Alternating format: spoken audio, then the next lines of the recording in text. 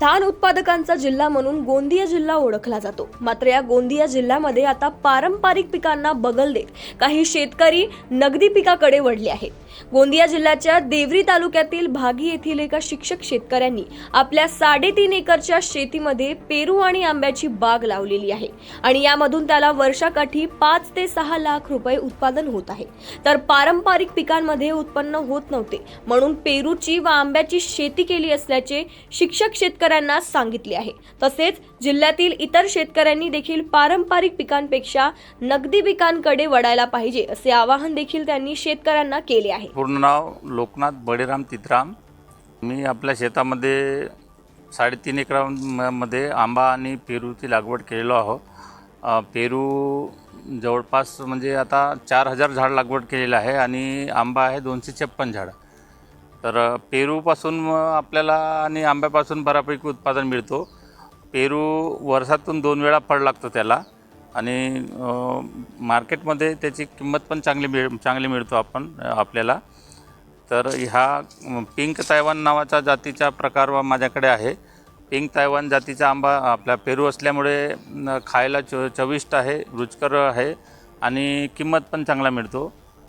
4000 झाडापैकी मला उत्पादन जवळपास वर्षाकाठी 4.5 लाख ते 5 लाखपर्यंत उत्पादन मिळून जातं। आंबा आणि पेरू मिश्र पद्धतीने लावलो आहो मी, वेगवेगळे नाही, संयुक्त मिश्र पद्धत आहे। आंबा आणि पेरूचे संयुक्त बाग आहेत। तर आंबा वर्षातून फक्त एकदाच आपल्याला पीक मिळतो आणि पेरूचे 2दा मिळतो। तर आंबा तितकासा परवडत नाही, परंतु आंबा एक पीक वर्षातून 1 वेळा मिळतो म्हणून पीक म्हणून ठीक आहे। पण पेरूचा बऱ्यापैकी प्रकार आहे, त्याचा म्हणजे उत्पादनही चांगला होतो आणि आपल्याला उत्पन्नही चांगला मिळतं। आंब्यापासून मला 1 लाख 1-3 लाखपर्यंत उत्पादन मिळून जातो। यावर्षी हे आम्रपाली आणि केशर या 2 प्रकारच्या झाडाला फळ लागलेलं आहे। आम्रपालीला हे बघत आहात तुम्ही, हे आम्रपाली आहेत, आम्रपालीचं झाड आहे। आम्रपालीला मार्केटमध्ये 40 ते 50 रुपये किलो असतो आपल्याला मिळतो। याला बऱ्यापैकी फळ आहे आणि केशर पण आहे। केशरचा रेट त्यापेक्षा जास्त आहे। या आम्रपाली आणि केशरच्याच उत्पादनामुळे जवळपास 1 लाखपर्यंत चालला जातो। वादळी वारा अजून आपल्या भागामध्ये आलेला नाही आहे, पण वादळी वारा ज्यावेळेला येईल त्यावेळेला बहुतेक फळगळती होईल। तर मी अपेक्षा करतो की निसर्गाने यावेळेस साथ दिला पाहिजे।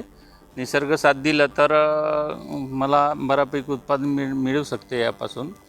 आणि मी एक पारंपरिक पद्धतीपेक्षा नैसर्गिक शेतीकडे आपण लोकांचा कल आहे। नैसर्गिक शेतीमध्ये लोकांना मी एक ओरिजिनल फळ पीक देण्याचा प्रयत्न करतो।